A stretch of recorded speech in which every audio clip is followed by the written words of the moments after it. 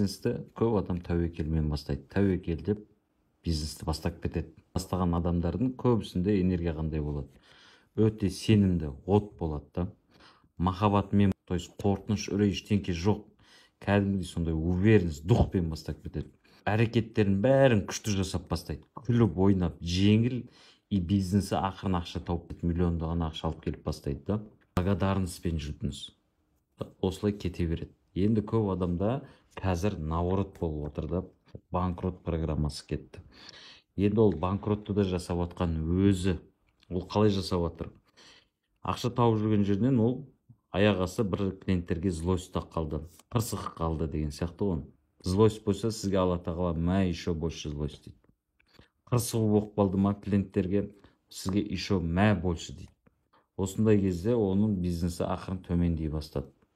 Төмендей бастаған кезде ол одан ары қорқынышмен кетті. Ойбай жүрмей жатыр бизнесін деп, обида ұстап бастады, кінәлау, жындану бастады деген сияқты. Осыны дальше істей ма, ол дальше да төмен кетеді. Сізге мына программалардың бәрі келіп бастады. Сіз төмен қарай түсе бересіз. Мен сізге айтам, тоқтатыңыз. Мынаның бәрін тоқтатыңыз. Алып тастаңыз. Енді қайтадан бұрын бизнесті қалай бастадыңыз, соны есіңізге түсіріңіз. Қалай бастап едіңіз?